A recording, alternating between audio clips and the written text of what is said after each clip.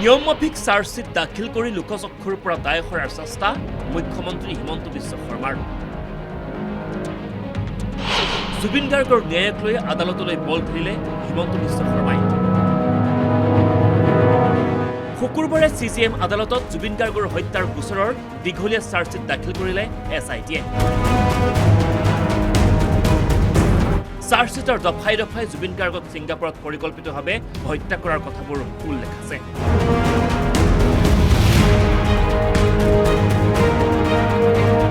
শ্যামকানু মহন্তসহ 4জনক মূল অভিযুক্ত সজাই BNSৰ হত্যাৰ গোচৰৰ ধাৰা সন্নিৱিষ্ট কৰা হৈছে চাৰ্জশ্বিটত।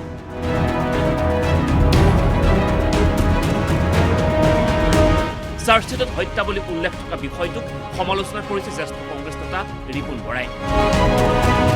আদালত আবেগৰ দ্বাৰা নহয়, আইনৰ জৰিয়তেহে পৰিচালিত হয়।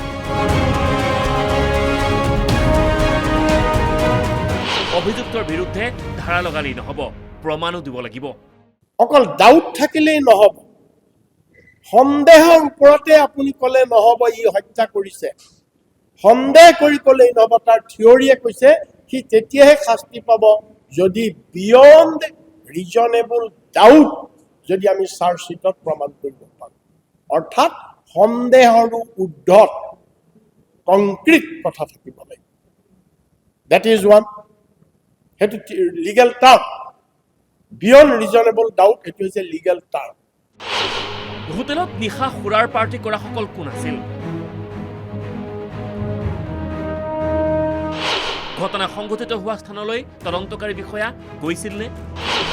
সাগৰৰ মাজত পাৰ্টি কৰা ইয়টখন জব্দ কৰা নহল কিয়?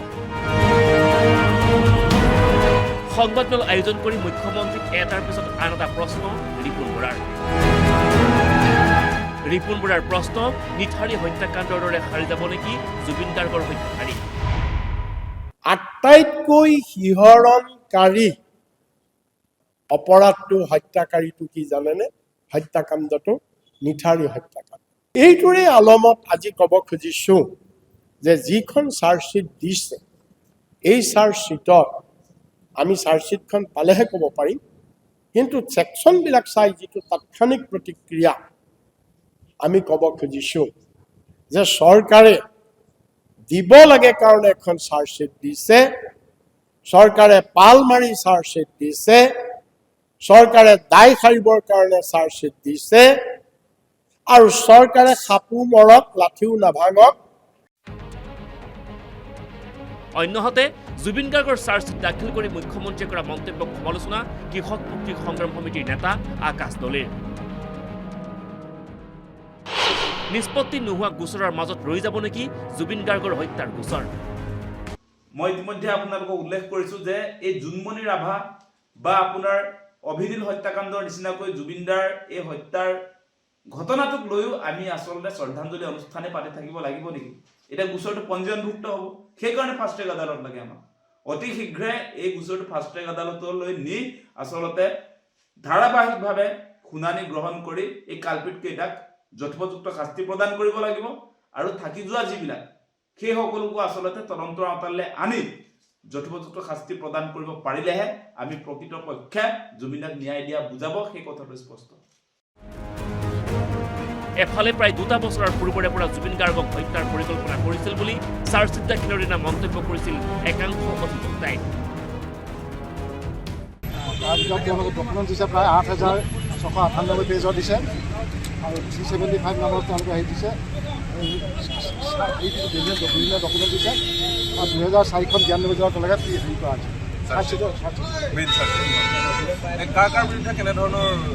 বিভিন্ন বিভিন্নজনে ছেকশ্যন প্ৰয়াস কৰি আছে। সিদ্ধাৰ্থ শৰ্মা আৰু শ্যামকানু মানে 103 মানে মাৰ্ডাৰ কেছৰ হেৰি দিয়া আছে, আৰু কনস্পিৰেচি আছে, 105 আছে, 106 আছে, 115 আছে, এনেধৰণৰ বেলেগ বেলেগ আছে। চিকিউৰিটি গাৰ্ড কেইজনে এৰিছে, খালি 103টো নাই। অমৃত প্ৰভাৰ বিৰুদ্ধেও 103। অমিত প্ৰভা মই কৈছোঁ, অমিত প্ৰভাৰ এগেইনষ্টে আছে বেলেগ ধৰণৰ 103 আছে, 238 আছে, 161(2) আছে, 37 আছে, 38 আছে, 36 আছে। অমিত প্ৰভাৰ এইকেইটা ধাৰাত কেনেকুৱা ধৰণৰ ক্ৰাইমটো মানে কেনেকুৱা ধৰণৰ আছিলে বা কি শাস্তি হ'ব পাৰে? কনস্পিৰেচি আছে, 105 যে এমাউণ্টিং নট এমাউণ্টিং টু মাৰ্ডাৰ যেনেকৈ সেইটো আছে তাতো বুলি সমস্যা তেনেকুৱা কেইবাৰ ছেকশ্যন দিয়া হৈছে। উল্লেখযোগ্য যে জুবিন গাৰ্গৰ হত্যাৰ গোচৰৰ SITয়ে দাখিল কৰা চাৰ্জশ্বিটক লৈ বিৰোধী ৰাজনৈতিক দলৰ লগতে ৰাজ্যৰ কোটি কোটি অনুৰাগী অসন্তুষ্ট হ'লেও সন্তুষ্টি প্ৰকাশ কৰিছে পত্নী গৰিমা শইকীয়াগাৰ্গে। আমাৰ ঘৰখন থানবান হ'ল, গোটেই অসমৰ ৰাইজে এই বস্তুটো সেয়াই বিচাৰি আছে যে কেনেকৈ জুবিন গাৰ্গৰ দৰে এটা সত্তা এনেকৈ নোহোৱা হৈ যাব পাৰে। গতিকে তেওঁৰ নিচিনা এজন মানুহক হত্যা কৰিবলগীয়া কি থাকিব পাৰে? চবটো খুলি সম্পূৰ্ণ নিজক উদঙাই সকলোখিনি দেখোন দিয়ে আছিল মানুহজন।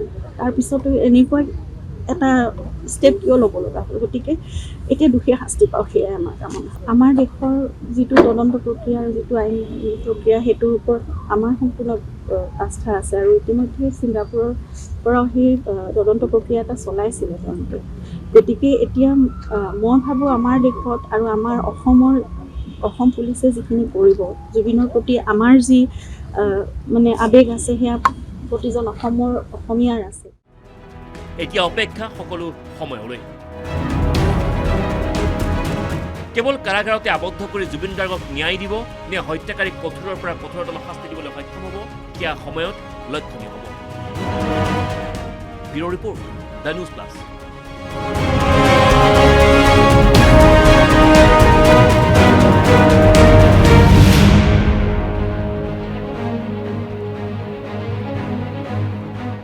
যিকোনো খবৰৰ বাবে যোগাযোগ কৰক 7099017330 লগতে 7099017110 নম্বৰত।